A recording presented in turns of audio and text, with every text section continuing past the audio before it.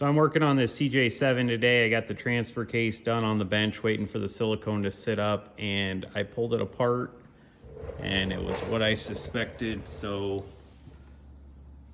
the wheel hub had spun, stripped out all the splines, axle's all gulled, keyway's gone. There's metal shavings on the seals and stuff. So I got it all cleaned up. I'm starting to put it back together.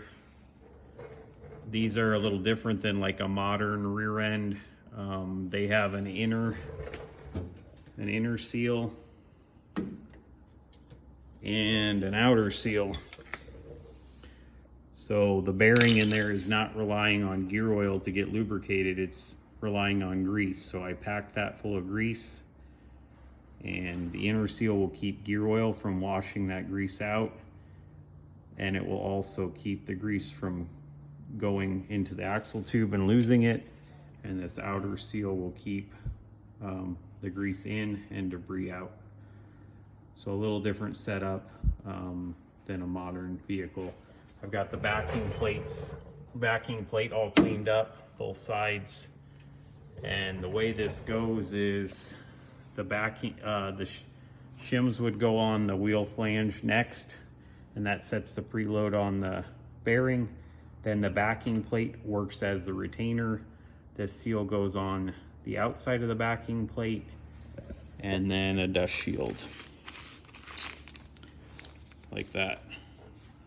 They had homemade this shim like out of a kerosene can or something. So I'm gonna mic this, figure out a close thickness, and use this as a starting point. But these are shimmed, so you have to set the preload. I think AMC, when they built these, suggested, I think it's like 2 to 6 thousandths end play, and you can check it with a dial indicator, put it on the flange and measure the end of the axle. I normally set them up at 0, never had a problem. So I'm gonna set this one up with 0 end play.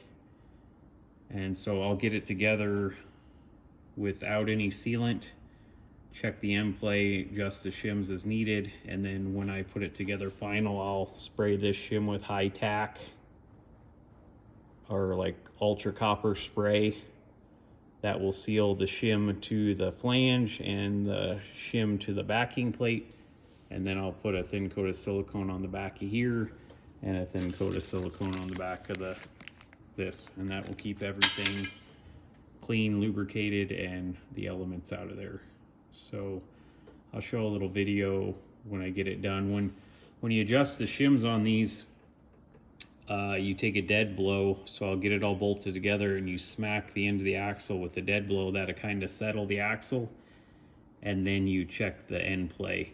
And there's a steel block in the carrier between these axles. So when I'm adjusting the shim thickness here's a bag of used shims I have. When I'm adjusting the shim thickness on this side, it's actually setting the preload for both bearings. So if this bearing has no end play, then that bearing on the other side has no end play also. It's kind of a cool setup. The old Willys were just like this. So I'll get this dialed in, show you a picture. There's a couple things on the brakes I'm gonna have to replace because of the wheel hub being cocked. It ground down this keeper over here, this spring shot, and I'll probably wipe the shoes off. Guy needs to do a brake job all around, I'm sure, on this thing, but I'm just gonna get it back together and he can do that at a later time. So that'll get that finished up. I'm gonna get the transfer case in today and the drive shaft and get this thing out of here. So I got the shims all figured out. There could be a little bit of variation in this axle compared to the original one, just where the bearing positioning is and that kind of thing. So like I was showing you earlier, I took this shim out. It measures 10 thousandths thick, and this was a homemade shim, like somebody cut it out of a kerosene can or something, white gas can. This was 10 thousandths. I ended up with a total shim pack of 25 thousandths to get it so it had 0 end play on the axle.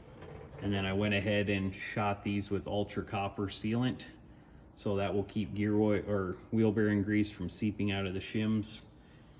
And then the backing plate will flip and go on. Then this seal goes on, this seal here goes on top of the backing plate. And then I've got a new dust shield, and I will put a thin coat of silicone on here and glue this to the backing plate and glue that dust shield off. And the way these are designed is when this hole is not plugged full of crud like this one was, if the axle seal inside leaks and it leaks past this seal, the gear oil will run out this hole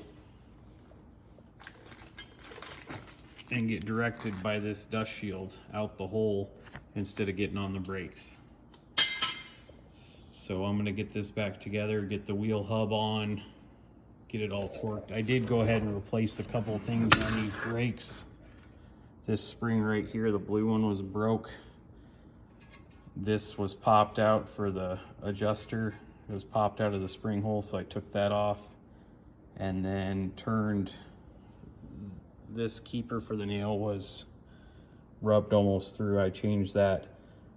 These brake shoes are on backwards, but I told the customer just to wait until he does a brake job. The long shoe's supposed to go on the front, so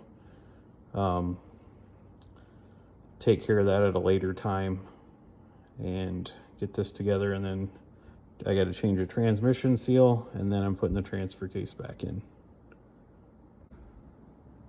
So rear end's all back together, tire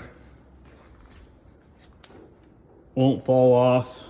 I got the brakes all adjusted both sides, and all I have to do is get the transfer case in. So get that in this evening or in the morning, and got to change the transmission seal. I'm going to change the transmission mount.